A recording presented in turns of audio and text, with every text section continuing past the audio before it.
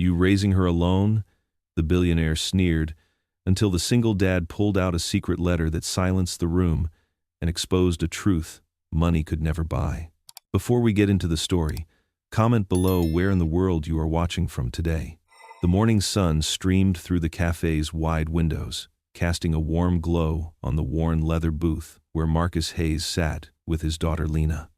The familiar scent of coffee and fresh-baked pastries filled the air as Marcus watched his 10-year-old devour her second strawberry muffin, pink crumbs dotting her chin. "Slow down there, sweetie," Marcus chuckled, reaching across the table with a napkin. "Those muffins aren't going anywhere." Lena grinned, revealing a gap where her front tooth had recently fallen out. "But they're so good, Daddy. Miss Sarah makes them extra special on Mondays." Marcus smiled, his heart warming at her enthusiasm. He pulled out her homework folder from her backpack, carefully reviewing the math problems she'd completed the night before. "Let's make sure you've got everything ready for school while we finish up here." "I did all my multiplication tables," Lena declared proudly, licking strawberry frosting from her fingers. "Even the hard ones with 7 and 8. That's my girl."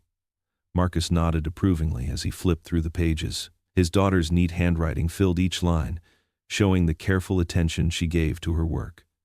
Perfect scores deserve perfect lunches. "Want to see what I packed today?" Lena bounced in her seat, her dark curls dancing around her face. "Is it peanut butter and banana? Please say yes." "You know it." Marcus pulled out her lunch bag, decorated with sparkly unicorn stickers she'd added herself. "And," he paused for dramatic effect, "I might have thrown in some of those rainbow fruit snacks you love." "You're the best daddy ever," Lena exclaimed, throwing her arms around his neck from across the table. The peaceful moment shattered as a sharp voice cut through their conversation. "You raising her alone? Must be tough without a wife or money." Marcus's shoulders tensed as he turned to face Charles Wentworth, who stood beside their booth in an expensive charcoal suit that probably cost more than Marcus made in a month. The businessman's lips curled in a sneer, his eyes moving dismissively between Marcus's worn work uniform and Lena's second-hand backpack. The cafe grew quiet. Other customers lowered their newspapers or paused their conversations, watching the scene unfold. Sarah, the kind-hearted owner who always saved the best muffins for Lena, stepped forward from behind the counter, concern etched on her face. Marcus felt his jaw tighten, but he kept his voice steady. "We managed just fine, thank you." He turned back to Lena, whose smile had faded. She looked confused and hurt, sensing the tension but not fully understanding why this stranger wanted to make her daddy feel bad. "Do we?" Wentworth pressed, adjusting his gold cufflinks. "A maintenance supervisor's salary can't provide much of a future. Children need stability, proper guidance, a real home." Marcus's hands clenched beneath the table, but when he spoke, his voice remained calm and dignified. "My daughter has everything she needs: love, support, and a father who would move heaven and earth for her." Lena reached across the table and grabbed Marcus's hand. "I love our home, Daddy," she said firmly, her young voice carrying clearly in the hushed cafe. "And I love you." Something flickered across Wentworth's face, surprise perhaps at the child's loyal defense, but he quickly masked it with another condescending smile. "Well, isn't that sweet? But sentiment doesn't pay for college, does it?" Marcus stood slowly, his full height forcing Wentworth to take a step back. "My daughter's future isn't your concern, Mr. Wentworth. Now, if you'll excuse us, we need to get to school." He helped Lena gather her things, carefully packing away her homework and securing her lunch in her backpack. Several regular customers nodded encouragingly as they passed, and Sarah reached out to squeeze Marcus's arm in silent support. "Don't let him get to you, Marcus," she whispered. "You're twice the man he'll ever be." Outside, the morning air had grown cooler, and Marcus helped Lena adjust her light jacket. She looked up at him with worried eyes. "Daddy, why was that man so mean?" Marcus knelt down to her level, gently straightening her backpack straps. "Some people, sweetheart, think money is what makes a family strong. But you and I know better, don't we?" Lena nodded solemnly. "We have love. That's worth more than all the money in the world." Marcus smiled, even as Wentworth's words echoed painfully in his mind. He pulled Lena close, breathing in the sweet strawberry scent that clung to her hair. "That's right, baby girl. That's absolutely right." They walked hand in hand down the bustling sidewalk toward Lena's school, Marcus matching his long strides to her shorter ones. He pointed out the first signs of spring in the tiny gardens along their route, the determined green shoots pushing through the soil, the brave little crocuses adding splashes of purple to the morning. Though his smile remained steady for Lena's sake, Marcus felt the sting of Wentworth's words deep in his chest. Every day, he worked hard to give his daughter the best life possible, but moments like these forced him to confront his deepest fears. Was it enough? Could he really provide everything she deserved? But then Lena squeezed his hand and started skipping, humming the tune of her favorite song, and Marcus felt his heart lighten. She was happy, healthy, and knew she was loved. Maybe that wasn't everything the Charles Wentworths of the world thought a child needed, but it was a foundation strong enough to build dreams on. They reached the corner where their morning walks always ended, the brick schoolhouse visible just ahead. Lena turned to him with her bright, gap-toothed smile, and Marcus felt the last of the morning's tension melt away. "Love you, Daddy," she said, giving him a quick hug before joining the stream of students heading into the building. "Love you too, baby girl," Marcus called after her, watching until she disappeared through the heavy doors. He straightened his shoulders, ready to face another day of work, carrying both the weight of Wentworth's judgment and the lightness of his daughter's love. Evening shadows crept across the Hayes family home as Marcus and Lena climbed the narrow stairs to the attic. The wooden steps creaked under their feet, a familiar sound that had become part of their home's character over the years. "Hold the flashlight steady, sweetheart," Marcus said, pushing open the heavy attic door. Dust particles danced in the beam of light as they entered the musty space. Lena pointed the flashlight where her father directed, illuminating stacks of cardboard boxes and old furniture draped with sheets. "Where did you say my third-grade science project might be, Daddy?" "Should be in one of these boxes near the back," Marcus replied, moving carefully between the stacks. "Your teacher loved that solar system model so much, she wanted to keep it, remember? But you insisted on bringing it home." Lena giggled, the sound echoing in the cramped space. "Because I put glitter on all the planets, even though you said that wasn't very scientific." They worked together, methodically opening boxes and sorting through memories. Marcus pulled out a tiny ballet shoe, holding it up with a smile. "Remember these? From when I was 6, Lena exclaimed. "Before I decided I liked basketball better." As they moved deeper into the attic, Lena's flashlight beam caught something that made her pause. In the corner sat a beautifully carved wooden box, its surface dulled by years of dust. "Daddy, look at this." Marcus's breath caught in his throat. He knew that box, Claire's memory box. His late wife had kept her most precious mementos in it, things she'd wanted Lena to have someday. He hadn't opened it since before. "That was your mother's," he said softly, running his hand across the lid. The wood felt smooth beneath his fingers, still solid despite the years. Lena knelt beside him, her eyes wide with wonder. "Can we open it?" Marcus nodded, his throat tight with emotion. Together, they carefully lifted the lid. Inside, they found a collection of treasures: photographs, dried flowers pressed between pages of old books, Claire's favorite fountain pen, and several handwritten journals.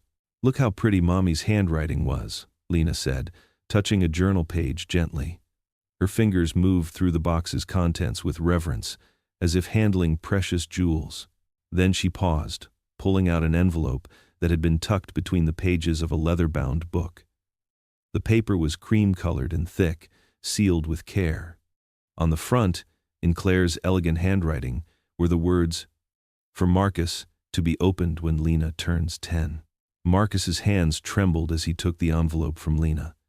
The room suddenly felt very still, as if time itself had paused to acknowledge this moment.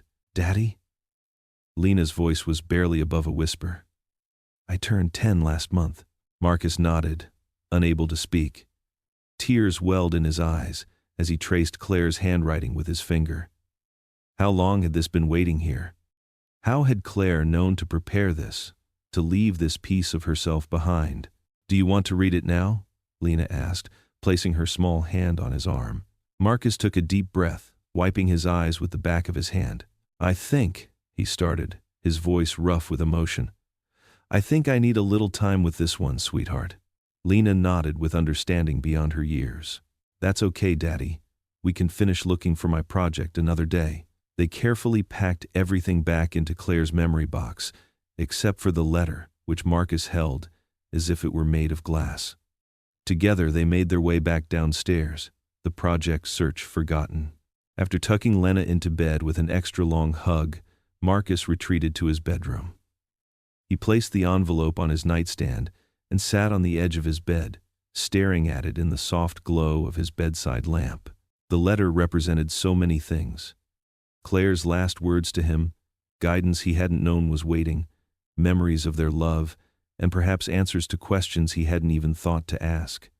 His heart felt pulled between desperate longing to read Claire's words and fear of the emotions they might unleash.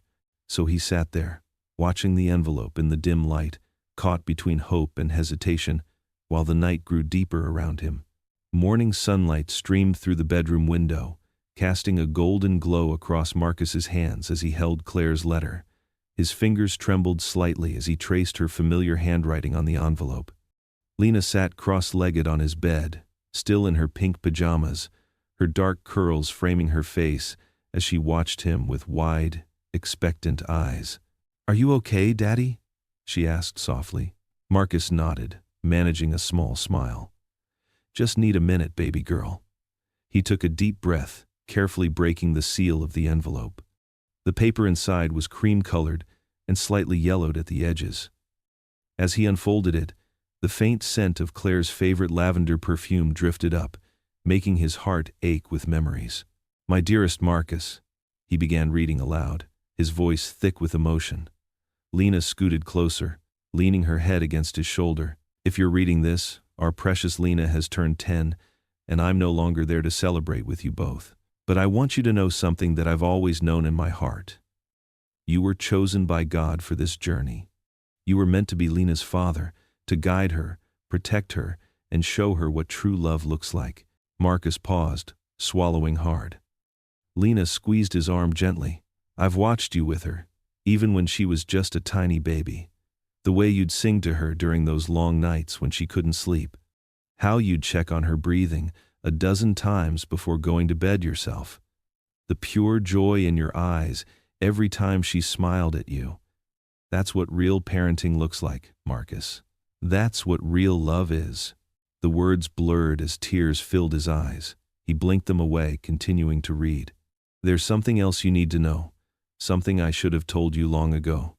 The Wentworth family, my family, they're more than just wealthy people we sometimes see in the society pages. They're Lena's blood relatives. My brother Charles, the one who sneered at our marriage, is her uncle. Our daughter has a rightful connection to that world, though they chose to disown me when I married you. Marcus's hands tightened on the paper. Beside him, Lena sat up straighter, her eyes wide with surprise. But Marcus, please understand this. Their rejection was never about money or status. It was about their own prejudice and pride. They couldn't see what I saw in you, a man of incredible dignity, unwavering faith, and the purest heart I've ever known. The morning light grew stronger, warming the room as Marcus continued reading Claire's words. I know raising Lena alone hasn't been easy. There must have been moments when you felt overwhelmed, questioned yourself, or worried if you were enough. But I want you to hear me clearly. You are more than enough. You are everything our daughter needs. Lena wrapped her arms around his waist, and Marcus could feel her tears soaking into his shirt. The world might try to tell you different. They might look at our beautiful black family and make assumptions. They might see your maintenance uniform instead of your management skills, or count the money in your wallet instead of the love in your heart. But you, Marcus Hayes, have given Lena something more valuable than any trust fund or family name. You've given her a father who shows up every single day, who loves without condition, who leads with grace and humility. Marcus's voice grew stronger as he read on, Claire's words filling him with a quiet strength. I've left instructions with my sister Margaret about Lena's inheritance. She's the only one in the family who supported our marriage. though quietly. When the time is right, she'll help you navigate that world. But remember this, the greatest inheritance you can give Lena is your faith, your love, and your courage. The letter's final paragraph made Marcus's heart swell. You are the best decision I ever made, Marcus Hayes. Your love gave me the strength to stand up to my family, to choose what was right over what was easy. And I know, with absolute certainty, that you will continue to be the father our daughter needs. Keep showing her what real strength looks like. Keep teaching her that dignity doesn't come from a bank account but from how we treat others. Keep loving her with that big, beautiful heart of yours. All my love, always and forever, Claire. As Marcus folded the letter, his hands were steady now. Lena's arms tightened around him, and he could feel her warm tears through his shirt. She looked up at him, her face glowing with love and understanding beyond her years. Mommy knew you'd always be my hero, she whispered, hugging him tightly. Marcus wrapped his arms around his daughter, holding her close as the morning sun bathed them in its warm light. Claire's words had filled an empty space in his heart he hadn't even realized was there. In that quiet moment, with Lena's head tucked under his chin, he felt Claire's presence all around them, her love bridging past and present, heaven and earth. The community center buzzed with activity as Marcus straightened Lena's yellow dress collar. The annual fundraiser had transformed the humble building into something almost magical, with twinkling lights and white tablecloths adorning every surface. Lena's eyes sparkled as she took in the decorations. Remember what we talked about, sweetheart? Marcus asked softly, kneeling to her level. This is for your school's art program. We're here to support your teachers. I know, Daddy. Lena beamed, clutching the small envelope containing their modest donation. Every little bit helps, right? That's my girl. Marcus stood, his maintenance supervisor uniform freshly pressed for the occasion. He'd come straight from work, not having time to change, but he'd made sure his badge shined and his shoes were polished. The room grew quiet as Charles Wentworth took the stage. His tailored suit probably cost more than Marcus made in 3 months. The businessman commanded attention with practiced ease, his silver hair catching the light as he addressed the crowd. Welcome, distinguished guests, Charles began, his voice smooth as butter. Your generous contributions tonight will ensure our community's children receive the finest arts education money can buy. Marcus guided Lena toward the donation table, trying to stay inconspicuous. But Charles's sharp eyes caught their movement, and his speech faltered for just a moment. A slight smirk crossed his face. Speaking of education, Charles continued, it's heartwarming to see even our maintenance staff supporting the cause. He gestured toward Marcus, though some might wonder if their children wouldn't be better served by more practical pursuits. Several wealthy donors chuckled. Lena's small hand tightened in Marcus's as she sensed the tension. The same cruel undertone from the cafe lingered in Charles's words. But this time, Marcus felt the weight of Claire's letter in his breast pocket. He'd been carrying it close to his heart since discovering it, drawing strength from her words. Something in him shifted, a quiet dignity rising to replace his usual impulse to stay silent. Mr. Wentworth, Marcus spoke clearly, his voice carrying across the suddenly silent room. I believe there's something you should know. He drew out the letter, unfolding it carefully. The cream-colored paper had Claire's distinctive letterhead, the same Wentworth family stationery she'd used even after being disowned. Charles's eyes narrowed at the sight. My late wife, Claire, Marcus continued, his voice steady, left this letter for me to open when our daughter turned 10. He cleared his throat and began to read. My dearest Marcus, if you're reading this, our Lena has reached her 10th birthday, and I'm no longer there to celebrate with you both. But there's something you need to know. Despite what my brother Charles and our parents claimed, I never legally surrendered my place in the Wentworth family. Lena carries not only our love in her heart, but also the birthright of both her heritages, yours and mine. The room erupted in whispers. Charles's face drained of color as Marcus continued reading. The Wentworth name and all it represents is as much Lena's legacy as the strength and dignity she inherits from her father. I pray that someday Those who denied our love will see in her face what I've always seen in yours, the true meaning of family. Marcus folded the letter carefully, looking directly at Charles. The businessman's usual mask of superiority had cracked, revealing shock and something that looked almost like fear. Lena stood tall beside her father, her chin raised in a gesture so reminiscent of Claire that several older guests gasped in recognition. The whispers grew louder as people began connecting the dots. This was Claire Wentworth's child, the daughter of the family's lost daughter. Charles recovered quickly, though his hands gripped the podium with white knuckles. He stepped down from the stage, moving through the crowd like a shark through water.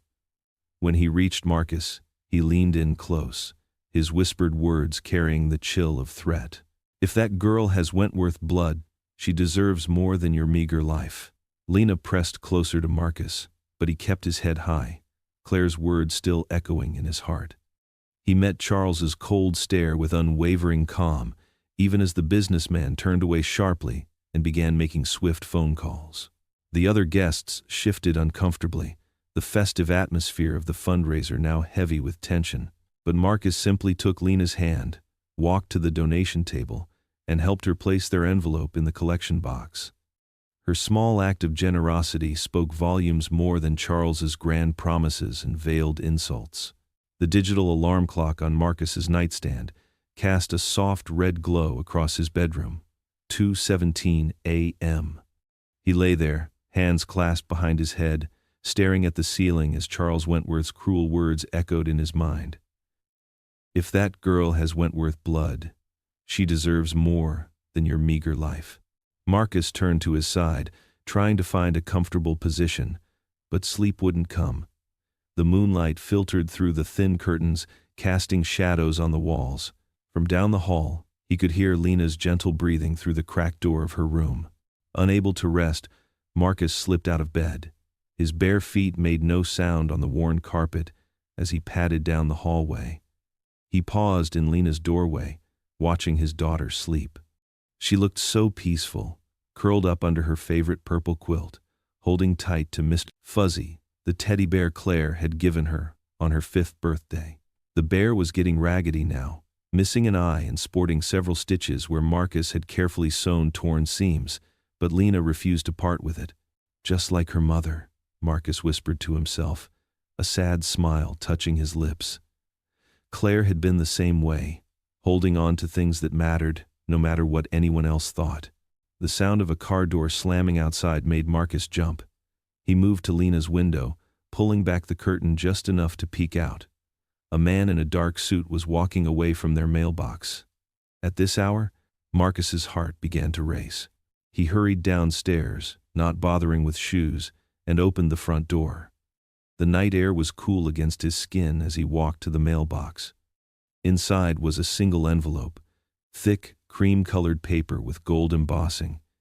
His hands trembled as he opened it right there under the streetlight. The legal language was complex, but the message was clear. Charles Wentworth was filing for custody of Lena, citing her rightful place in the Wentworth family, and questioning Marcus's ability to provide appropriate opportunities for her station in life. Marcus's knees felt weak. He stumbled to the front steps and sat down hard, the paper crumpling in his grip. The words blurred as tears filled his eyes. This was his worst fear coming true, someone trying to take his little girl away. "Lord," he whispered, his voice breaking, "I need your strength now. Please, please don't let them take her from me." The cricket sound seemed to grow louder in the quiet night as Marcus bowed his head, praying with everything in him. He thought about all the moments that had brought them here, teaching Lena to ride a bike, helping with her science projects, cooking dinner together while dancing to old soul music in the kitchen. Every scraped knee he'd bandaged, every nightmare he'd soothed, every proud smile when she brought home good grades. How dare Charles Wentworth try to measure the worth of those moments in dollars and cents? Marcus stood up slowly, his jaw set with determination. He walked back inside, climbing the stairs with purpose. In Lena's room, he knelt beside her bed, watching the gentle rise and fall of her chest as she slept. Mr. Fuzzy was tucked securely under her chin, his remaining button eye gleaming in the darkness. She stirred slightly, mumbling something in her sleep. Marcus reached out and smoothed her hair, just like he'd done thousands of times before. His little girl, his whole world. "No one will take you from me," he whispered fiercely, leaning down to kiss her forehead. "I promise." Lena's only response was to snuggle deeper into her pillow, completely unaware of the storm brewing around her. Marcus stayed there for a long moment, drawing strength from her peaceful presence. The legal notice felt heavy in his pocket, but his daughter's trust in him felt even weightier. She believed in him completely, just as Claire had. Looking at Lena's innocent face, Marcus remembered something Claire used to say when times were tough. Faith isn't about knowing how the story ends. It's about knowing who holds the pen. Marcus took a deep breath, finally feeling some of the panic subside. Charles Wentworth might have money and power, but Marcus had something far more precious, a father's love and an unshakable faith that God would see them through. He stood carefully, not wanting to wake her. The notice could wait until morning. Right now, he just wanted to memorize every detail of this moment. The way Lena's dark curls splayed across her pillow, the slight smile on her lips as she dreamed, the well-worn bear clutched in her arms. These were the real treasures that no amount of Wentworth money could buy. "I love you, baby girl," he whispered, then quietly left the room, leaving her door cracked just the way she liked it. Back in his own bedroom, Marcus knelt beside his bed. The night stretched out before him, full of uncertainty, but as he began to pray, he felt a familiar peace settling over him. Whatever came next, they would face it together. Him, Lena, and the God who had brought them this far. The same God who had given Claire the wisdom to write that letter, knowing it would be needed exactly when it was found. The same God who had seen them through every challenge since Claire's death. The same God who, Marcus believed with his whole heart, would see them through this too. Dawn was just beginning to paint the sky when Marcus finally climbed back into bed. Though sleep still eluded him, his heart was calmer now. He had made his vow, and with God's help, he would keep it. No power on earth, not Charles Wentworth, not the courts, not all the money in the world, would separate him from his daughter. The morning sun painted golden streaks across Pastor Daniel's office as Marcus sat across from Sarah Chen, a lawyer in her mid-30s wearing a simple navy blazer. Her office wasn't fancy like the ones downtown, just a borrowed corner of the church's community center, with family photos taped to the walls and a desk that had seen better days. "I won't sugarcoat this, Mr. Hayes," Sarah said, adjusting her wire-rimmed glasses. "Charles Wentworth has connections throughout the city. He's got a team of corporate lawyers who handle everything from real estate to family court." She spread out several documents on her desk. "But that doesn't mean we can't fight back." Marcus nodded, his hands clasped tightly in his lap. "I appreciate your honesty, Miss Chen. Pastor Daniel speaks highly of you. Please call me Sarah." She smiled warmly. "And the pastors told me about you too, about how you've raised Lena alone these past 8 years, working extra shifts, never missing a parent-teacher conference." "She's my whole world," Marcus said softly. "I can't lose her." Sarah leaned forward, her expression serious but kind. "Then, let's build our case. We need to show the court that Lena's best interests are with you. Do you have records of her school attendance? Report cards? Doctor visits?" "Every single one," Marcus replied. "Claire, my wife, she taught me to keep everything organized, filed by date." "Perfect. We'll need those." Sarah began writing in her notepad. "Also, gather photos showing your life together. Family celebrations, homework time, daily routines. Courts respond to visual evidence of a stable, loving home." Marcus pulled out his phone, scrolling through countless pictures. Lena's last birthday party in their backyard, the two of them decorating their Christmas tree, ordinary moments of them cooking dinner together or reading on the couch. "These are exactly what we need," Sarah nodded approvingly. "Now what about character witnesses, people who can testify about your relationship with Lena? Our neighbors, the Johnsons, they've known us since Lena was born. Mrs. Martinez from the corner store always saves Lena's favorite candy. And her teachers, they've all been so supportive. Sarah made more notes. Good. We'll need written statements from all of them. The more voices speaking to your dedication as a father, the stronger our case. Back home that afternoon, Marcus sat at the kitchen table surrounded by papers, old report cards, vaccination records, certificates from Lena's dance recitals. His daughter perched on a chair nearby, watching him work with curious eyes. "Daddy, why are you looking at my kindergarten picture?" Lena asked, peering at the photo of her gap-toothed 5-year-old smile. Marcus tried to keep his voice light. "Just organizing some important papers, sweetheart." "Is it because of that man at the fundraiser? The one who looked at me funny?" Marcus's hand stilled over the papers. Sometimes he forgot how perceptive his daughter could be. "Yes, baby. But don't you worry about that." Lena hopped off her chair and came around to hug him from behind. "You know what made me laugh today? Joey tried to eat his eraser in math class because he said it looked like a marshmallow." Despite his worries, Marcus couldn't help but chuckle. "He did what now?" "And then when Miss Thompson caught him, he said he was conducting a scientific experiment." Lena giggled, her whole face lighting up. For the next hour, as Marcus sorted through documents, Lena kept him entertained with stories from school, each one sillier than the last. She had Claire's gift for storytelling, the same way of finding humor in everyday moments. That evening, after dinner and homework, Marcus followed their bedtime routine just like always. He watched as Lena brushed her teeth, helped her pick out tomorrow's clothes, and listened to her prayers. "And God bless Daddy, and Mommy in heaven, and Mr. Whiskers next door, even though he scratched me that one time." Lena's voice was already growing sleepy. Marcus tucked the purple quilt around her shoulders, making sure her favorite stuffed bear was within reach. On the small white nightstand sat a framed photograph of Claire, her warm smile forever frozen in time. She was holding a newborn Lena, looking down at their daughter with such pure love it made Marcus's chest ache. Lena's eyes were already closed, her breathing evening out into the rhythm of sleep. Marcus brushed a gentle kiss against her forehead, then turned to the photograph. "I'll protect her, Claire," he whispered, his voice barely audible in the quiet room. The moonlight caught the glass of the frame, making Claire's smile seem to shimmer for just a moment, as if she had heard his promise. Marcus adjusted his tie for the 10th time as he and Lena walked up the courthouse steps. The charcoal suit he wore had been a gift from his church congregation. They'd pooled their money when they heard about the hearing. It fit well enough, though the shoulders were a bit tight. Beside him, Lena wore her favorite blue dress, her small hand warm in his.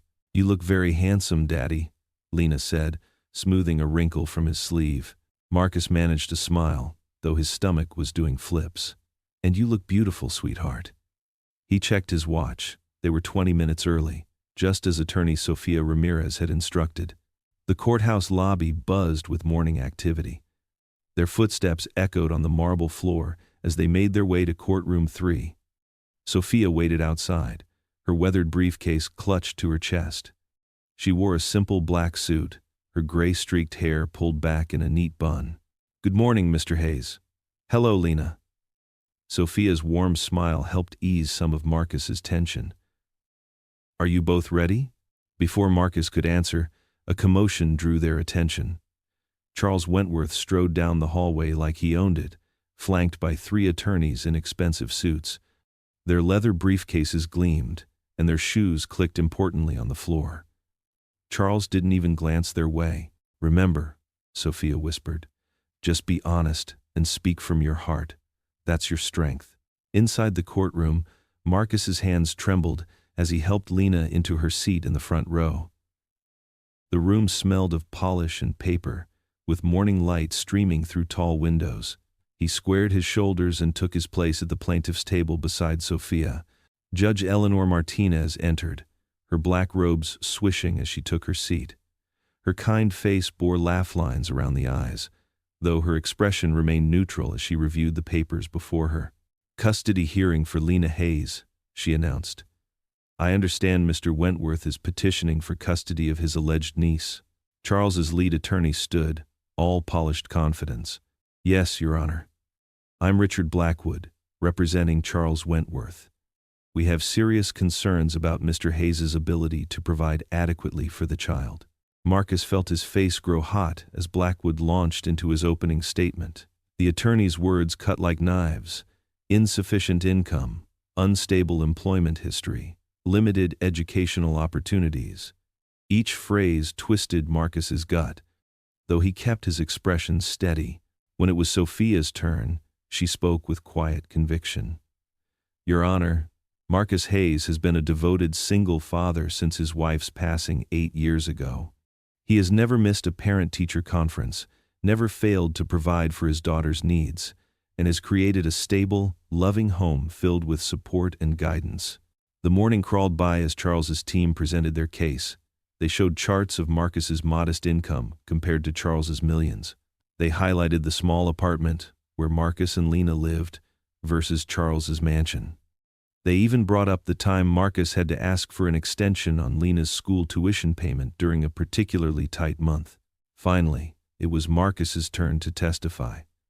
His palms were sweaty as he took the oath, but when he sat in the witness chair, he found Lena's eyes. She gave him a tiny thumbs up, and suddenly his nerves settled. Mr. Hayes, Sophia began gently, please tell us about a typical day with Lena. Marcus took a deep breath. I wake up at 5:30 every morning to pack Lena's lunch. She likes her sandwiches cut diagonal, not straight across. A few people in the gallery smiled. I help her with her hair. Took me 3 years to learn how to braid it properly, but now I can do French braids too. He continued, describing their morning routine, their walks to school, their tradition of reading together every night. We might not have much money, he admitted, but Lena knows she's loved. She knows she matters. That's worth more than any bank account. During cross-examination, Blackwood tried to trip him up. Mr. Hayes, isn't it true you sometimes work overtime shifts, leaving Lena with neighbors? Yes, Marcus answered honestly. I work maintenance at an office building. Sometimes there are emergency repairs. But Mrs. Johnson next door is like a grandmother to Lena, and she's always happy to help. And wouldn't Mr. Wentworth be able to provide full-time care through qualified nannies? Marcus met Charles's eyes across the courtroom. With all due respect, sir, Lena doesn't need a qualified nanny. She needs her father. The judge listened intently, taking notes throughout the testimony. When both sides had finished presenting their cases, she removed her glasses and looked at the packed courtroom. This is not a simple matter, she said. While Mr. Wentworth clearly has financial advantages, money alone does not determine the best interests of a child. I need more time to review the evidence and testimonies. We'll reconvene next week for my decision. Marcus's shoulders slumped slightly. He'd hoped for an immediate ruling, but at least the judge seemed to be considering all angles carefully. As people filed out of the courtroom, Charles brushed past with his legal team, still not acknowledging Marcus or Lena. Marcus watched them go, then felt a small hand slip into his. Can we get ice cream? Lena asked, looking up at him with Claire's eyes. Marcus smiled, despite his exhaustion. Of course we can, baby. He squeezed her hand a little tighter as they walked down the courthouse steps together, the afternoon sun warm on their faces. Sophia touched his arm before they parted ways. You did well today, Marcus. Try to rest this week. We'll be ready for whatever comes next. Marcus nodded, grateful for her steadfast support. As he and Lena headed toward their favorite ice cream shop, he felt the weight of the day in every step. But Lena's hand in his anchored him, reminding him what he was fighting for. The afternoon sun cast long shadows across Marcus's front yard as he pulled into his driveway. His shoulders felt heavy after the draining morning in court, and his mind kept replaying the cold stares from Charles's expensive lawyers. But what he saw on his porch made him pause. At least a dozen neighbors stood waiting, holding covered dishes and warm smiles. Mrs. Rodriguez, who lived next door, stepped forward first. We heard about the court hearing, Marcus. We couldn't let you come home to an empty house. Marcus's eyes welled up as he helped Lena out of the car. The familiar faces of his community surrounded them. People who had watched Lena grow up, who had shared holidays and block parties with them over the years. I made my special mac and cheese, said Mr. Thompson, the retired teacher from down the street. The one Lena always begs for at neighborhood cookouts. Sarah Chen, the choir director from their church, pushed through the small crowd. Her usual vibrant energy was focused and determined. "Marcus, we're not letting you fight this alone. I've already got 15 people from the congregation ready to be character witnesses. Good people who've seen you with Lena every Sunday, who know what a wonderful father you are." The group moved inside, turning Marcus's quiet house into a warm hub of activity. The kitchen counter disappeared under casseroles, pies, and containers of homemade soup. The living room filled with neighbors sharing stories and offering words of encouragement. "Remember when Lena had that terrible flu last winter?" Mrs. Rodriguez said, setting up paper plates. Marcus didn't leave her side for 3 days straight, called in sick to work and everything. Lena bounced between the groups of adults, her earlier courtroom anxiety melting away as she helped arrange the food. The sound of her laughter mixed with the conversations around them made Marcus's heart feel a little lighter. Over the next few days, support arrived in waves. Miss Parker, Lena's 4th-grade teacher, dropped off a thick envelope. Inside was a detailed letter describing Marcus's involvement in Lena's education, how he never missed a parent-teacher conference, volunteered at school events, and helped with the class garden project despite his long work hours. The cafe owner where they'd had their run-in with Charles wrote about the hundreds of morning breakfasts he'd witnessed over the years.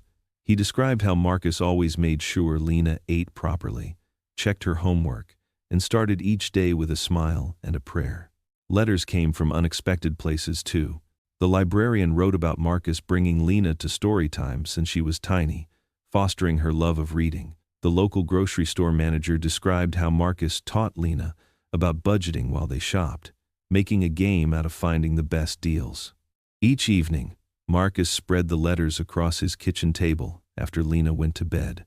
He read them by lamplight, drawing strength from the words of people who saw what Charles Wentworth couldn't, that love and dedication mattered more than money and status. But in the quiet darkness of night, doubts still crept in. He'd stare at Claire's photo, wondering if he was doing enough, if he could really win against someone with so much power and influence. The weight of possibly losing Lena pressed heavily on his chest during those solitary hours. One night, he heard soft footsteps and found Lena sitting at her small desk, bent over a piece of paper. Her tongue stuck out slightly as she concentrated on forming each letter carefully. "What are you doing up so late, sunshine?" Marcus asked softly. "Writing my letter to the judge," Lena replied, not looking up from her task. "Everyone else is telling him how good you are. I want him to know too." Marcus walked over and placed a gentle hand on her shoulder, reading the words she'd written in her round, childish handwriting. She described their Saturday morning pancake traditions, how he never forgot to check under her bed for monsters, and the way he always found time to listen to her stories about school. "I love Daddy more than anything," she wrote at the bottom, adding a row of hearts for emphasis. Marcus felt his throat tighten as Lena signed her name with a flourish. She looked up at him with Claire's eyes, full of pure love and trust. Those eyes held no doubt about where she belonged or who should raise her. "Time for bed, sweetheart," he whispered, helping her fold the letter carefully. She climbed into bed, clutching her favorite stuffed bear, the one Claire had given her before she passed. "Daddy," she murmured sleepily as he tucked the blanket around her shoulders. "All those letters say what I already know. You're the best daddy in the whole world." Marcus sat on the edge of her bed until her breathing became slow and steady. He watched his daughter sleep peacefully, her face relaxed and innocent in the soft glow of her nightlight. The pile of supportive letters downstairs suddenly felt more powerful than all of Charles Wentworth's money. They were proof that real wealth wasn't measured in dollars, but in the lives you touched and the love you gave. His community had shown him that he wasn't alone in this fight. Their words painted a picture of a father who might not be perfect or wealthy, but who gave everything he had to raise his daughter right. Maybe, he thought, that would be enough to show the judge what truly mattered. Lena's letter lay on her desk, the last line visible in the dim light. "I love Daddy more than anything." Such simple words, but they carried the weight of absolute truth, the kind that even the most expensive lawyers couldn't argue against. Marcus pulled up to the wrought iron gates of the Wentworth estate, his old pickup truck looking out of place against the manicured perfection of the grounds. Lena pressed her face against the window, eyes wide at the sight of the sprawling mansion that seemed to stretch forever across the hilltop. "Remember, sweetie," Marcus said softly, "we're only staying for 2 hours." He tried to keep his voice steady, though his stomach churned at the thought of leaving Lena here, even briefly. Charles appeared at the top of the marble steps, wearing an expertly tailored suit that probably cost more than Marcus made in a month. "Welcome, Lena," he called out, his smile not quite reaching his eyes. "Come see what could be yours." Lena squeezed her father's hand as they walked up the steps together. The entrance hall gleamed with polished marble and crystal chandeliers. A uniformed maid stood quietly to the side, hands clasped in front of her crisp black dress. "Maria will take your coat," Charles said, gesturing to the maid. "Lena, would you like a tour of your potential new home?" Marcus felt Lena's grip tighten on his hand. "It's okay, baby," he whispered. "I'll be right here with you." Charles led them through room after room, each more impressive than the last. The library stretched 2 stories high, with leather-bound books lining every wall.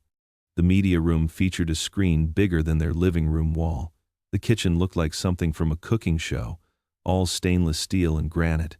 "This would be your room," Charles announced, throwing open a set of double doors. Inside was a princess's dream come true, a canopy bed draped in pink silk, shelves filled with dolls and stuffed animals, and a walk-in closet bigger than Lena's current bedroom. "Wow," Lena breathed, taking a tentative step inside. She ran her fingers over the satiny bedspread, then moved to examine a dollhouse that was taller than she was. "Everything here could be yours," Charles said smoothly. "You'd have the finest clothes, the best toys, your own private tutor. The pool in the backyard has a water slide, and there's a stable with horses just waiting for you to learn to ride." Marcus watched his daughter's face, his heart aching as he saw the wonder in her eyes. How could his modest home compete with all this? Their small house, with its worn furniture and cramped rooms, seemed shabby in comparison. They continued the tour, ending up in the backyard. The Olympic-sized pool sparkled in the afternoon sun, complete with a twisting water slide and a separate hot tub. A pool house larger than Marcus's entire home stood nearby. "Would you like to swim?" Charles asked. "Maria can find you a suit." Lena looked up at Marcus questioningly. He nodded, forcing a smile. "Go ahead, baby. Have fun." While Lena changed and splashed in the pool under the watchful eye of the staff lifeguard, Marcus sat in a cushioned lounge chair, trying not to show how out of place he felt. Charles settled into the chair beside him, swirling a glass of expensive scotch. "She could have all this, you know," Charles said quietly. "The best of everything. No more second-hand clothes or public schools. No more struggling to make ends meet." Marcus didn't respond, keeping his eyes on Lena as she giggled and played in the water. But he noticed something else too, how she kept looking over at him every few minutes, as if making sure he was still there. How her laughter seemed a little forced, her splashing a little hesitant. As the afternoon wore on, Marcus began to notice other things about the mansion. Despite its grandeur, it felt sterile, like a museum where nothing could be touched. There were no family photos on the walls, no evidence of warm memories or shared laughter. The staff moved silently through the rooms, eyes downcast, and Charles barely acknowledged them. When it was time to leave, Lena changed back into her regular clothes, the jeans with the patch on the knee that Marcus had sewn himself, and her favorite t-shirt with the rainbow unicorn. Charles presented her with a gift, a designer handbag filled with expensive toys. "Think about it, Lena," he said, patting her head awkwardly. "All this could be yours every day." The drive home was quiet. Marcus kept glancing in the rearview mirror at Lena, who sat holding the fancy gift bag but not opening it.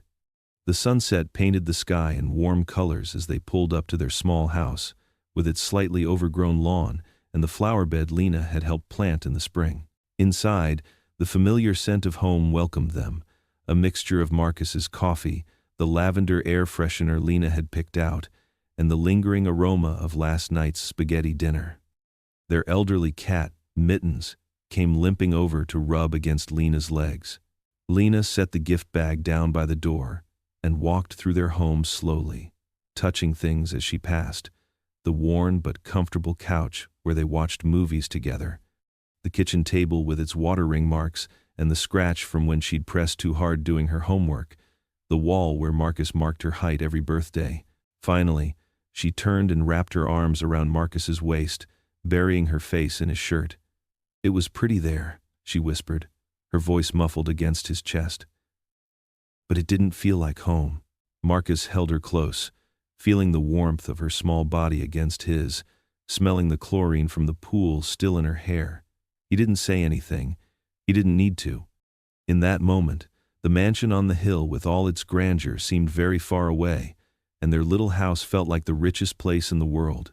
The morning sun filtered through the courthouse's tall windows, casting long shadows across the polished wooden benches. Marcus Hayes sat at the defendant's table, his hands trembling slightly as they held Claire's letter. The paper had become soft at its creases from the many times he'd unfolded and read it over the past weeks. Lena sat in the front row behind him, wearing her favorite blue dress, the one Claire had bought her before she passed. Her small hands were clasped tightly in her lap, her feet barely touching the floor. Their pastor's wife, Mrs. Johnson, sat beside her, one arm protectively around the child's shoulders. Charles Wentworth occupied the other table with his legal team, their expensive suits and leather briefcases a stark contrast to Marcus's modest attire. The tension in the room was thick enough to touch. Judge Eleanor Martinez adjusted her glasses and looked directly at Marcus. "Mr. Hayes, I understand you have something you'd like to share with the court?" Marcus stood slowly, his legs feeling unusually heavy. He cleared his throat and glanced at Lena, drawing strength from her encouraging smile. "Yes, Your Honor. This is a letter from my late wife, Claire. She wrote it for me to read when our daughter turned 10. The judge nodded. "Please proceed." Marcus unfolded the letter carefully, smoothing it against the wooden table. His voice, though quiet, carried clearly through the hushed courtroom. "My dearest Marcus, if you're reading this, it means our beautiful Lena has turned 10, and I'm no longer there to celebrate with you both. My heart aches knowing I've missed so many precious moments, but I'm at peace knowing she has you. Marcus, you were chosen for this journey. Not by chance, not by circumstance, but by God Himself. When my family turned their backs on us because of our love, you never wavered. When times were tough, you never complained. Your strength has always been in your gentle spirit and your unwavering faith. I know you worry sometimes, about money, about being enough, about raising a daughter alone. Stop worrying. You are more than enough. Your love is worth more than all the wealth in my family's vaults." Marcus paused, his voice catching. The judge waited patiently as he took a deep breath and continued. "Yes, Lena has Wentworth blood in her veins. She is my brother Charles's niece, heir to a fortune I walked away from willingly. But Marcus, what you give her is worth so much more. You give her dignity, compassion, and the kind of love that can't be bought. Remember how you taught her to ride her bike? How you held her when she had nightmares? How you worked double shifts but never missed her school plays? That's the inheritance she needs. Your time, your wisdom, your heart. The world will try to tell you that material things matter most. Don't believe it. I chose love over luxury, and it was the best decision I ever made. Our daughter is growing up knowing what truly matters: faith, kindness, and the courage to stand tall even when others look down on you." Tears were flowing freely down Marcus's cheeks now, but his voice grew stronger. "When people question your ability to raise her, show them through your actions.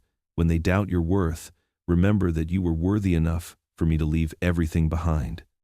When they try to measure your success in dollars, show them how it's measured in smiles, hugs, and moments of pure joy.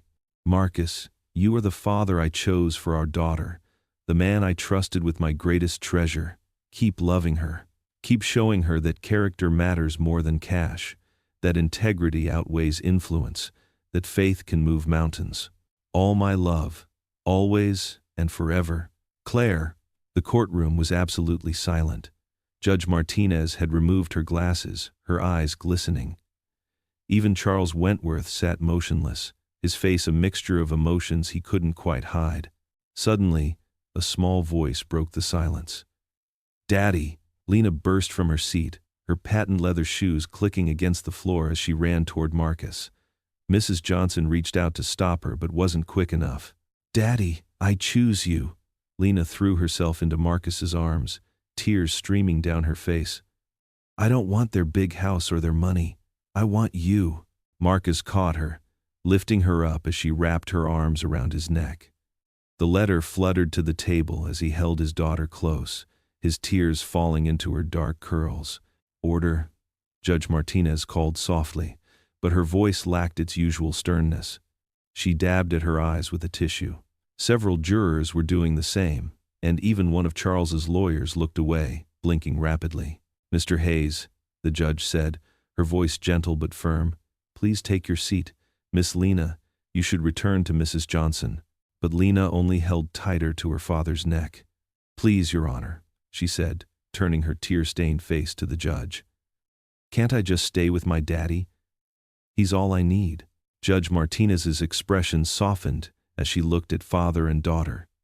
"Yes, dear, just for now, you may stay with your father." Marcus sat down, Lena curled in his lap like she used to do when she was smaller. Her tears had soaked into his shirt collar, but he didn't mind. He felt stronger than he had in weeks, grounded by the weight of his daughter in his arms and the truth of Claire's words in his heart. The rest of the hearing passed in a blur of legal terms and procedures, but Marcus barely heard them. He was focused on the warm bundle in his arms, on the miracle of being chosen, not just by Claire, but by Lena too. As they walked out of the courthouse together, Lena still wouldn't let go, and Marcus didn't want her to.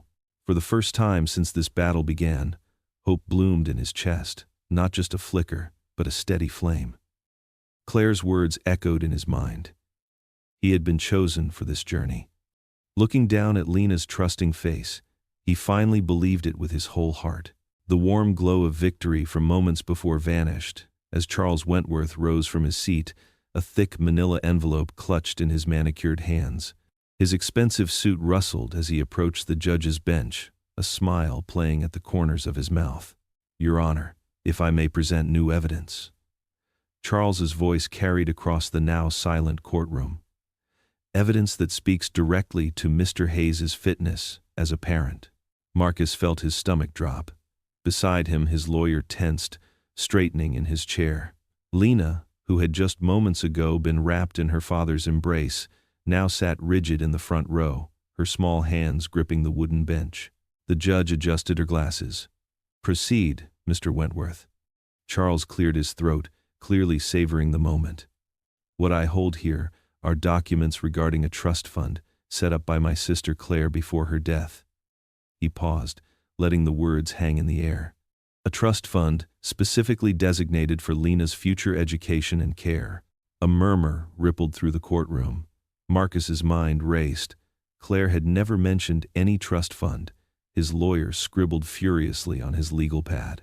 "These papers show," Charles continued, his voice growing harder, "that Mr. Hayes was notified of this trust fund's existence shortly after Claire's passing, yet he never claimed it, never accessed it, never used it for Lena's benefit." The judge leaned forward. "Is this true, Mr. Hayes?" Marcus stood on shaking legs. "Your Honor, I never received any notification. I didn't know." "I have here," Charles interrupted, pulling out another document. "The certified mail receipt, signed by Marcus Hayes himself." He held up a yellowed piece of paper, dated 3 weeks after my sister's death. Marcus squinted at the signature. In the fog of grief following Claire's death, he'd signed countless papers. Insurance forms, death certificates, medical bills. They'd all blurred together in those dark days. "The trust fund," Charles announced, his voice rising, contained over $200,000. Money that could have provided Lena with the best education, the finest opportunities, a secure future. He turned to face the gallery. Instead, Mr. Hayes chose to ignore it, to let his daughter struggle needlessly while he worked minimum-wage jobs. Objection, Marcus's lawyer stood. This is argumentative. Sustained, the judge said, but the damage was done. Marcus could see it in the faces around him.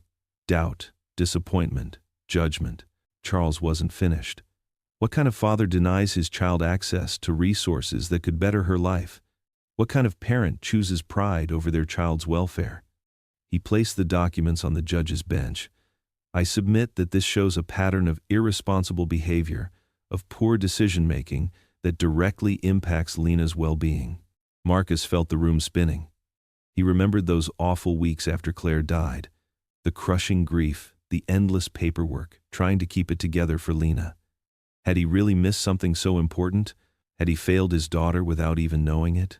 The judge studied the documents carefully. Mr. Hayes, do you wish to respond to these allegations? Marcus stood again, his throat dry. Your Honor, I love my daughter more than anything.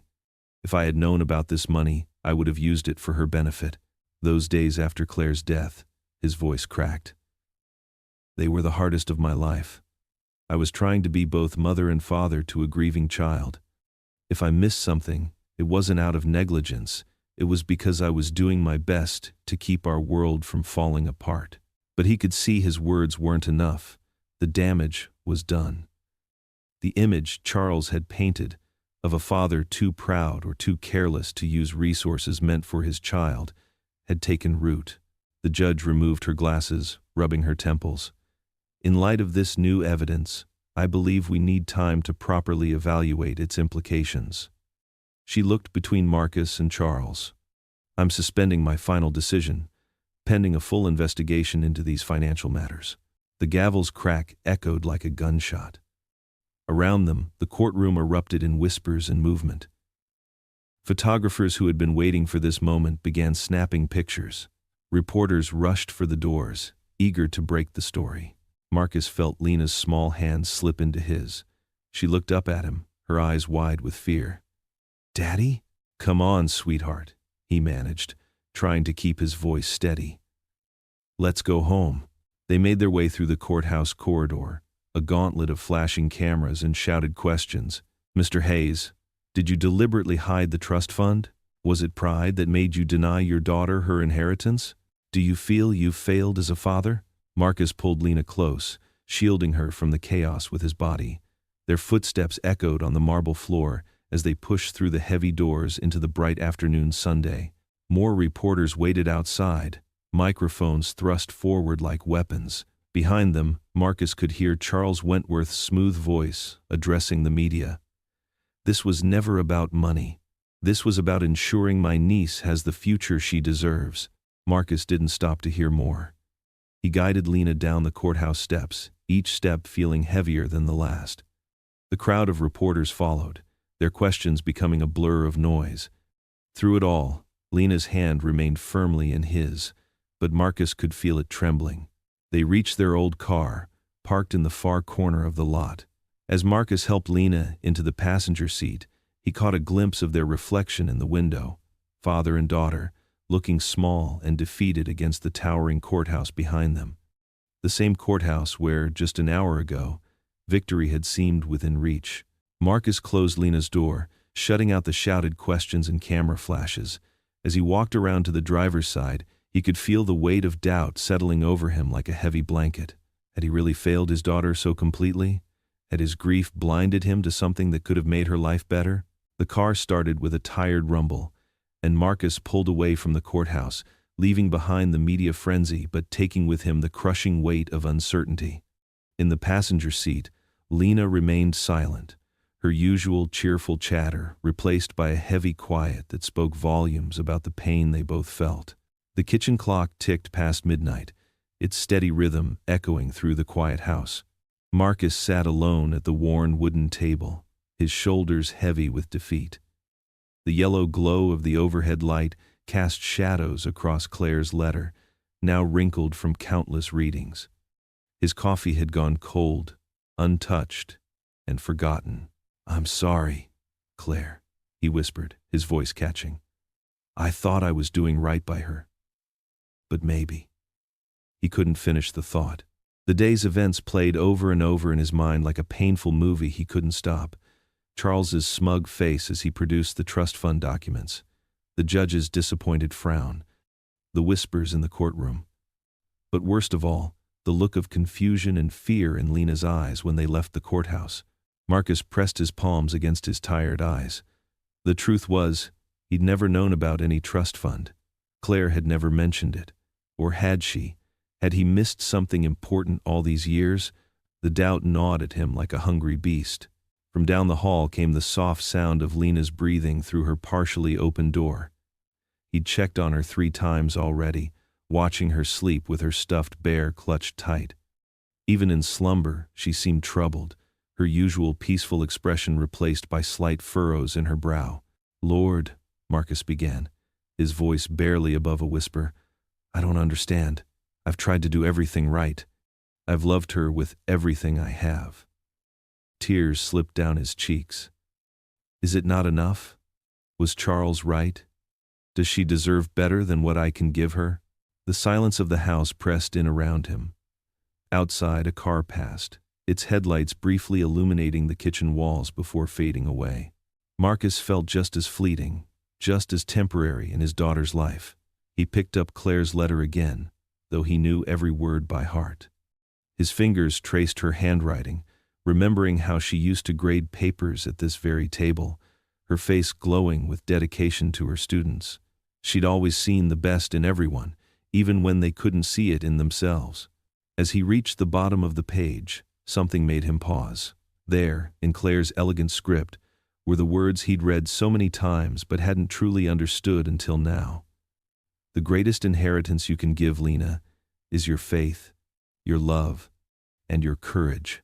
Marcus sat up straighter, reading the line again and again. "Faith," he said softly. "Love, courage." Each word settled into his heart like a foundation stone. He remembered the day Lena was born, how terrified he'd been. Claire had squeezed his hand and said, "God chose you to be her father, not anyone else, you." The memory stirred something in his chest, a familiar warmth he recognized as hope. Charles might have millions in the bank, but money couldn't buy the years of bedtime stories, kissed scraped knees, and proud parent-teacher conferences. It couldn't replace Sunday morning pancakes or father-daughter dance recitals. Faith, he repeated, stronger now. Faith that had carried him through Claire's death. Faith that had helped him raise Lena alone. Faith that had never failed him, even in his darkest moments. Marcus pushed back from the table and went to the kitchen window. The sky was still dark, but the faintest hint of purple touched the horizon. Dawn wasn't far off. He thought about all the dawns he'd seen from this window while making Lena's breakfast, packing her lunch, preparing for another day of being her father. That's when it hit him. Charles could never replace those moments. No trust fund could buy the bond they shared. The inheritance Claire spoke of wasn't about money at all. It was about the values they'd built together, the love they shared, the faith that sustained them. Marcus filled the coffee maker with fresh grounds and water.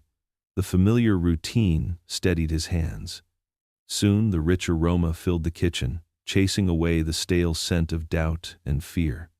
He pulled out Lena's favorite cereal bowl, the one with tiny painted flowers around the rim. As the first true light of dawn crept through the window, Marcus stood straighter. He might not have wealth or power or influence, but he had something far more precious. He had Claire's love living on through him, and he had 10 years of being exactly what Lena needed, her father. He began gathering ingredients for French toast, Lena's favorite breakfast. The simple act of beating eggs and measuring cinnamon felt like a declaration of love, a promise to keep fighting. Not with bitterness or desperation, but with the quiet strength Claire had always seen in him. The morning light grew stronger, painting the kitchen in soft gold. Soon, Lena would wake up, and she needed to see her father standing tall, unbroken by yesterday's revelations. Marcus wiped his eyes one last time and reached for the bread, ready to start another day of being the father Claire had known he could be, the father Lena deserved. The sound of the sizzling pan filled the kitchen as the first pieces of French toast began to cook, their sweet aroma rising like a morning prayer. Marcus looked at Claire's letter one more time. But now, instead of seeing defeat in her words, he saw strength, he saw purpose, he saw love. The courthouse buzzed with nervous energy on the morning of the final hearing. Marcus sat at the wooden table beside his lawyer, his hands clasped tightly in his lap. The familiar scent of lemon polish and old books filled the air, but today it brought him no comfort. Lena sat in the front row directly behind him, wearing her favorite yellow dress, the one Claire had bought her before she passed. Every few minutes, Marcus would turn and give her a reassuring smile, even though his own heart was racing. Charles Wentworth occupied the other table with his team of expensive lawyers, their leather briefcases and designer suits forming a wall of intimidation. The morning light streaming through the tall windows caught the gold watch on Charles's wrist as he shuffled his papers with confident movements. Judge Anderson entered, her black robe swishing as she took her seat. "All rise," called the bailiff, and the rustle of movement filled the courtroom. "Before we begin final arguments," the judge said, adjusting her glasses, "I understand there's a last-minute witness request." Marcus's lawyer looked confused, but Charles's head snapped up sharply. The heavy wooden doors at the back of the courtroom creaked open. A woman in her late 70s walked slowly down the center aisle. Her silver hair was elegantly styled, and she carried herself with quiet dignity. Though her clothes were expensive, they were simple and understated. Several people gasped as they recognized her. "Margaret Wentworth," Charles whispered, his face draining of color. The judge peered down at the unexpected visitor. "You wish to testify, Miss Wentworth?" "I do, Your Honor." Margaret's voice was clear and strong despite her age. "I am Charles's sister and Claire's aunt. I've remained silent far too long." Charles half rose from his chair. "Your Honor, this is highly irregular. Given the gravity of this case, I'll allow it," Judge Anderson ruled firmly. "Miss Wentworth, please take the stand." Margaret was sworn in, her hand steady on the Bible. As she settled into the witness chair, her eyes found Marcus, and she gave him a gentle nod. "Miss Wentworth," the judge began, "please share what you feel is relevant to this case." Margaret smoothed her skirt and leaned toward the microphone. "I've come to tell the truth about why Claire was cast out of our family. It wasn't because of money, position, or Marcus's supposed inadequacies." She turned to look directly at her brother. "It was because of our prejudice, Charles. Our terrible, shameful prejudice." A heavy silence fell over the courtroom. Charles stared at his hands, his jaw clenched tight. "Claire was the brightest light in our family," Margaret continued, her voice thick with emotion. "When she fell in love with Marcus, she saw what we were too blind to see. A man of character, of genuine kindness, of unwavering faith." She paused, dabbing at her eyes with a handkerchief. "But we couldn't see past the color of his skin. We wrapped our bigotry in concerns about social standing and family tradition, but that's all they were, excuses." Marcus felt tears burning in his own eyes as Margaret spoke. Behind him, he could hear Lena's quiet sniffles.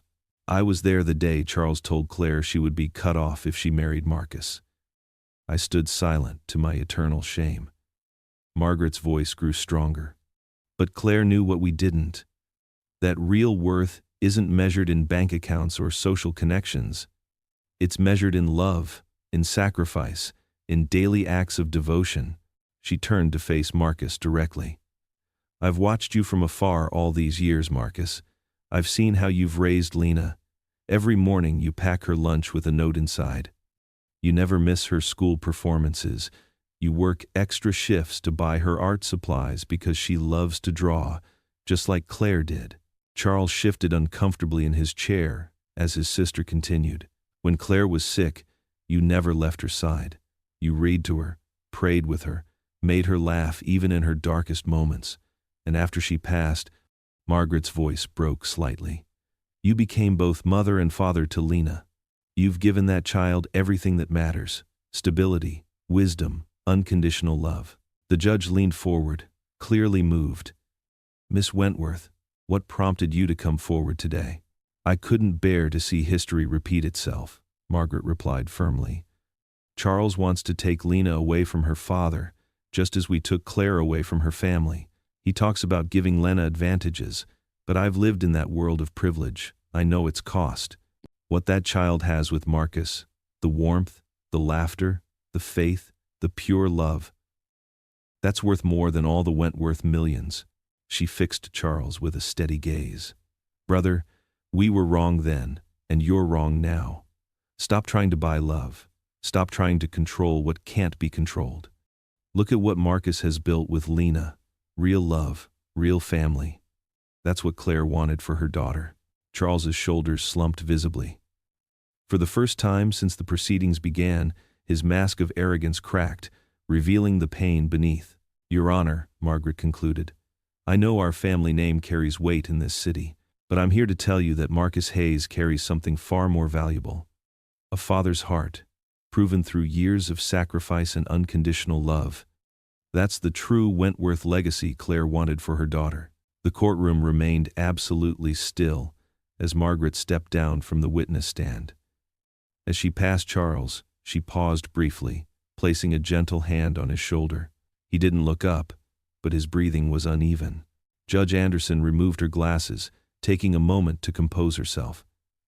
In light of this testimony, I'll need time to deliberate. Court is adjourned until 2 o'clock. The gavel fell with a sharp crack.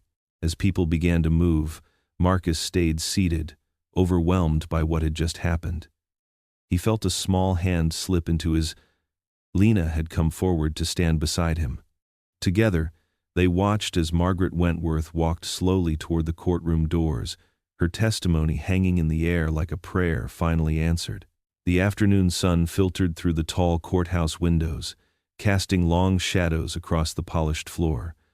Marcus sat rigid in his chair, his heart pounding against his chest like a drum. The wooden benches creaked as spectators shifted nervously, the air thick with anticipation. Lena's small hand reached forward from the row behind him, touching his shoulder in silent support. Judge Maria Thompson returned to her bench, her black robes rustling as she settled into her chair.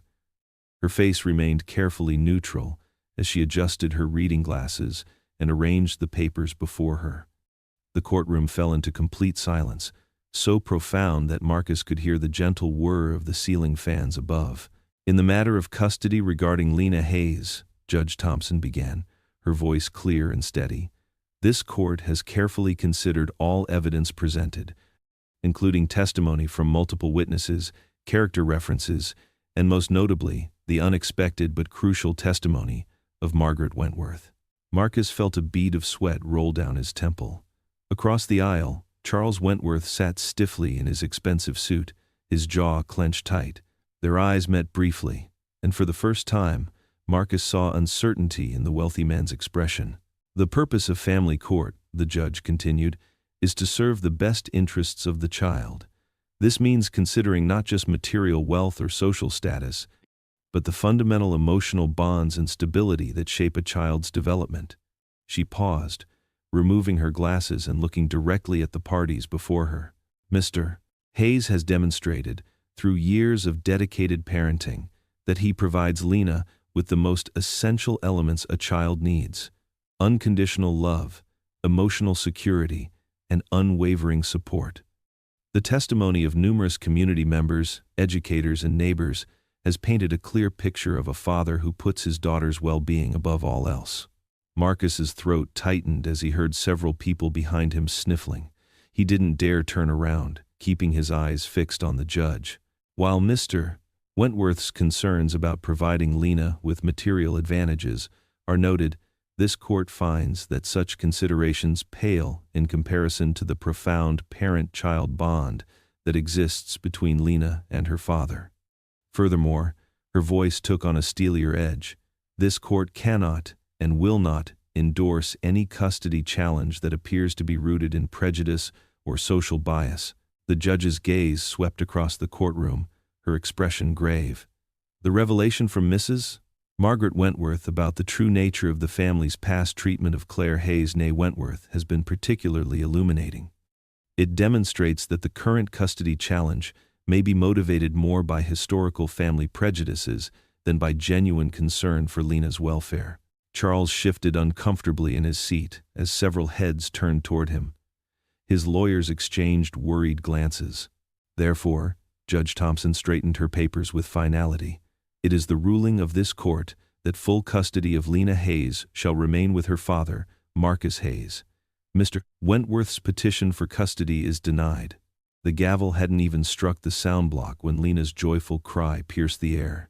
She vaulted over the short wooden barrier separating the gallery from the court proper, her yellow dress flying behind her like sunshine given form. Marcus turned just in time to catch her as she launched herself into his arms. "Daddy, Daddy," she sobbed into his shoulder, her small arms wrapped tight around his neck. Marcus held her close, his own tears flowing freely now, as relief and joy overwhelmed him. The sound of applause filled the courtroom, starting soft but quickly growing into a thunderous ovation. Through his tears, Marcus could see their neighbors standing and clapping, some hugging each other. His pastor raised both hands in praise, and even his usually stoic lawyer was wiping away tears. The cafe owner who had written one of the support letters was practically jumping up and down with joy. "Order, order in the court," Judge Thompson called out, but her voice held more warmth than warning, and a smile tugged at the corners of her mouth as she watched father and daughter embrace. As the applause gradually subsided, Marcus gently set Lena down but kept her hand firmly in his. She beamed up at him, her face streaked with happy tears but radiant with joy. He reached down to straighten her yellow dress, Claire's last gift, and saw in Lena's eyes the same sparkle that had made him fall in love with her mother all those years ago. "Mr. Hayes," Judge Thompson addressed him directly, her voice softer now. "Your late wife would be proud of the father you've become. This court is adjourned." The gavel struck once, making it official. The courtroom erupted in celebration once more. People surged forward to congratulate them, forming a happy circle around father and daughter. Marcus felt hands patting his back, heard voices offering congratulations and praise, but he kept his focus on Lena, who hadn't let go of his hand. Their neighbors from the cul-de-sac were crying and laughing at the same time. Mrs. Johnson, who had watched Lena after school for years, enveloped them both in a warm hug. "God is good," she exclaimed, her voice thick with emotion. Through the crowd, Marcus caught sight of Charles Wentworth gathering his things, his face unreadable. Their eyes met across the courtroom, and for a moment the wealthy man seemed to deflate, the arrogance finally falling away from his shoulders. He gave Marcus a small, almost imperceptible nod before turning to leave. But Marcus barely registered Charles's departure. All that mattered was the feeling of Lena's hand in his, the sound of her laughter mixing with the joyful voices around them, and the knowledge that they would face whatever came next together, just as they always had. The sunlight streaming through the courthouse windows seemed brighter now, turning Lena's yellow dress into pure gold as she hugged him again, her face buried in his suit jacket. "I love you, Daddy," she whispered, just for him to hear. The late afternoon sun cast long shadows across the courthouse steps as Marcus held Lena's hand tightly. Camera flashes exploded around them like lightning bugs on a summer evening. Reporters pressed forward, microphones thrust into the air like reaching hands. "Mr. Hayes, how do you feel about the verdict? What message do you have for Mr. Wentworth? Lena, are you happy to stay with your father?" Marcus shielded Lena from the crowd, pulling her close against his side. His worn leather jacket, the one he'd bought at the thrift store for court appearances, felt warm and protective around them both. Despite the chaos, his heart was light. They had won. They were still together. "No comment," Marcus said firmly, but politely, just as his lawyer had advised. He guided Lena toward the parking lot, where his old pickup truck waited. "Daddy, they're so loud," Lena whispered, pressing closer to him. "I know, baby. Just keep walking." Then through the crowd came a familiar voice, but different somehow, stripped of its usual arrogance. "Marcus, please, wait." Marcus turned to see Charles Wentworth pushing through the reporters, Gone was the sneering businessman from the cafe. The man approaching them now looked smaller somehow, his shoulders slumped, his expensive suit wrinkled from hours in the courtroom. The reporters fell silent, cameras clicking furiously to capture this moment. Marcus instinctively tightened his grip on Lena's hand, but he stood his ground. Charles stopped a few feet away, his face flushed with what looked like shame. He cleared his throat. I need to speak with you." Marcus noticed Charles's hands trembling slightly. Such a human gesture from a man who'd always seemed more statue than person. The sight stirred something unexpected in Marcus's heart. Compassion. "Go ahead," Marcus said quietly. Charles glanced at the reporters, then back at Marcus. "I was wrong." The words seemed to cost him something precious. Pride, perhaps, or the carefully constructed image of perfection he'd maintained for so long. "About everything. About you. About what's best for Lena." A tear rolled down Charles's cheek, catching everyone by surprise. He wiped it away quickly with an expensive handkerchief, but not before Lena saw it. She tugged on Marcus's hand, her eyes wide with wonder at seeing such vulnerability from the man who'd tried to take her away. "The truth is," Charles continued, his voice rough with emotion, "I've been alone so long, surrounded by wealth but no real family. When I learned about Lena, I thought I could buy my way into being part of her life. I was foolish and cruel." Marcus felt Lena's grip loosen slightly. She was listening intently, her head tilted to one side just like her mother used to do when trying to understand someone's heart. Charles took a deep breath and extended his hand. "I know I don't deserve it, but I'd like to start again, as family this time, if you'll allow it." The reporters held their breath. Even the cameras seemed to pause. Marcus looked down at Charles's outstretched hand, the hand that had signed papers trying to tear his family apart, the hand that had pointed accusingly at him in court. But he also saw something else, a lonely man reaching out for connection. Marcus remembered Claire's words about forgiveness, about teaching Lena that love was stronger than hate. He thought about all those nights reading Bible stories to Lena, explaining how Jesus taught people to love their enemies. Slowly, deliberately, Marcus reached out and took Charles's hand. The handshake was firm, honest, healing. "Thank you," Charles whispered, his voice thick with emotion. Lena watched this exchange with bright eyes, then did something that surprised everyone. She stepped forward and hugged Charles's legs, the simple, unrestrained way children show affection. Charles froze for a moment, then awkwardly patted her head. Marcus bent down close to Lena's ear and whispered the words that would shape her understanding of this moment forever. "Forgiveness is a gift we can afford to give." Lena nodded solemnly, understanding in that deep way children sometimes do. She stepped back to her father's side, slipping her small hand back into his larger one. The reporters surged forward again, but this time their questions had a different tone. "Mr. Wentworth, does this mean you'll be part of Lena's life? Mr. Hayes, how do you feel about reconciliation? Will the families come together now?" But Marcus and Charles just looked at each other with new understanding, the questions fading into background noise. Sometimes the most powerful answers didn't need words at all. The wooden pews of Hope Community Church gleamed in the Sunday afternoon light, streaming through stained glass windows. Paper streamers in blue and white decorated the walls, and a hand-painted banner proclaimed, "God bless Marcus and Lena," in cheerful letters. The familiar scent of Sister Martha's famous pound cake wafted from the fellowship hall. Marcus sat in the front row with Lena beside him, both dressed in their Sunday best. His daughter wore a yellow dress that Claire had picked out years ago, saved for special occasions. He smoothed his tie, still amazed by the crowd that had gathered to celebrate their victory.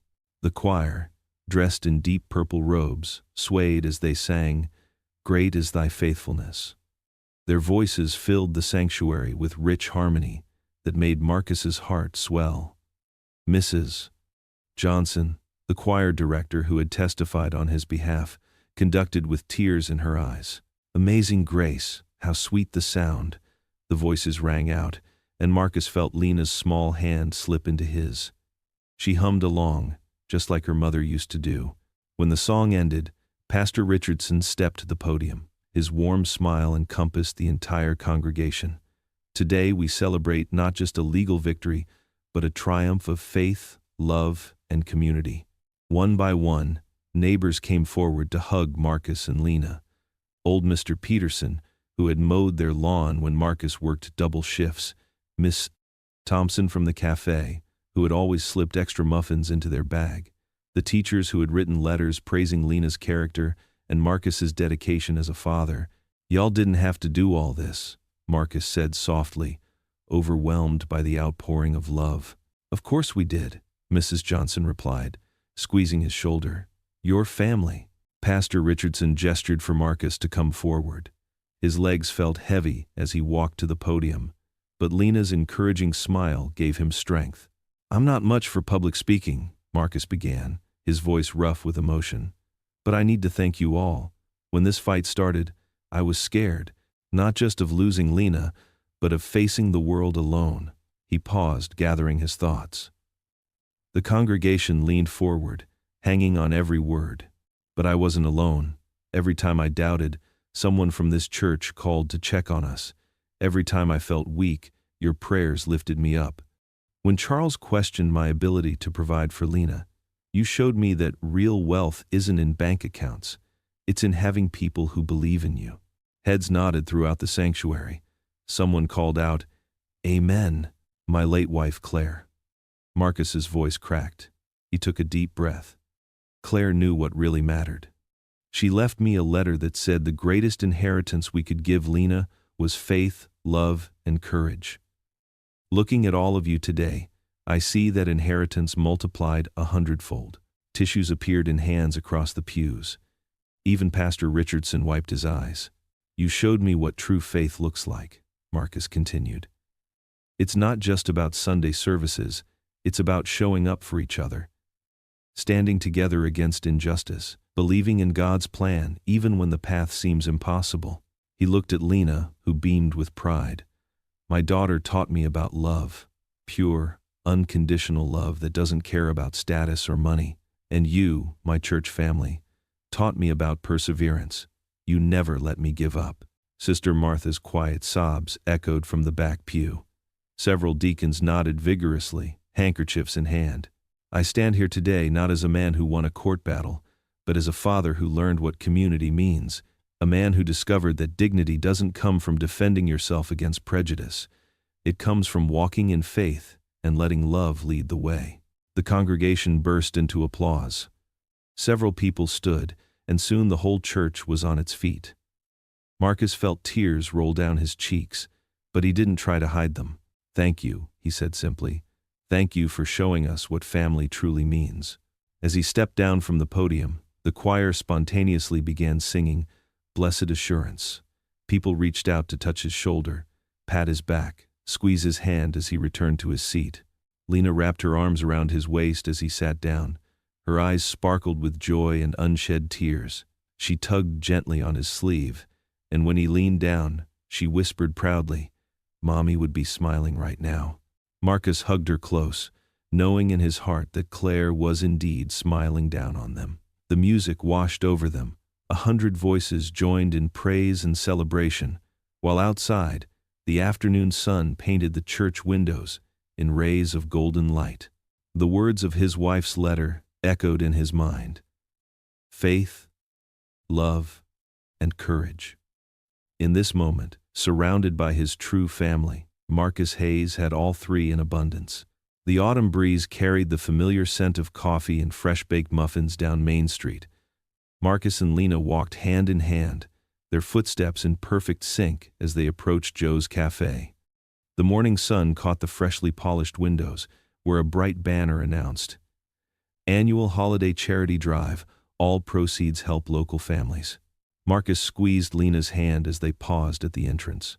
This was the first time they'd been back since that morning months ago when Charles had sneered at them. The memory still stung, but somehow it felt different now. "Look, Daddy," Lena pointed through the window. "Is that really Uncle Charles?" Marcus had to blink twice to believe what he was seeing. There, behind the counter, stood Charles Wentworth, but not the Charles they'd first met.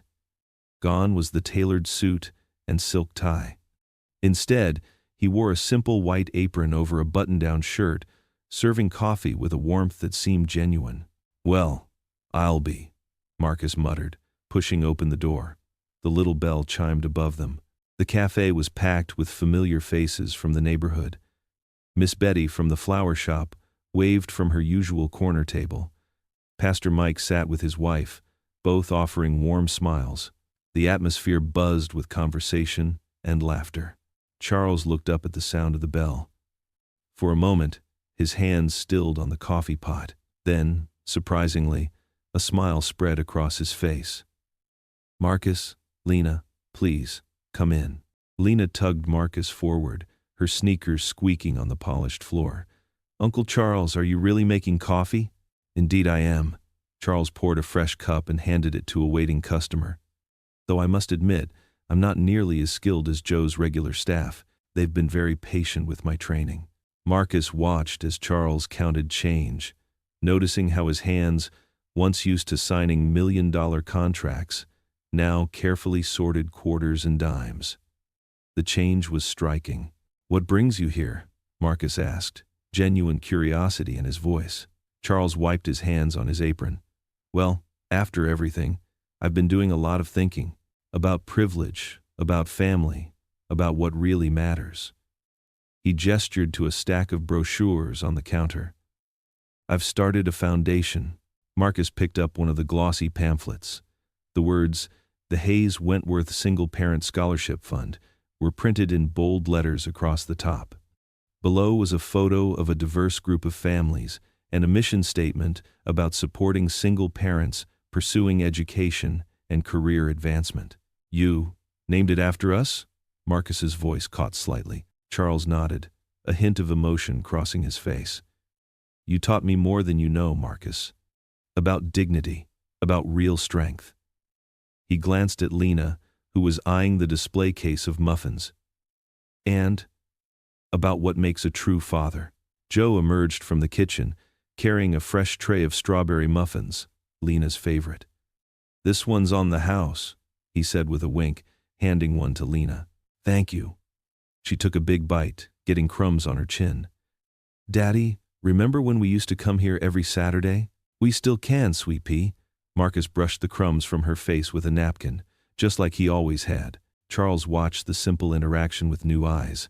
"The Foundation's first round of scholarships will be awarded next month. We've already received dozens of applications." He hesitated, then added, "I'd be honored if you'd consider serving on the selection committee, Marcus. Your perspective would be invaluable." Marcus felt the weight of the moment.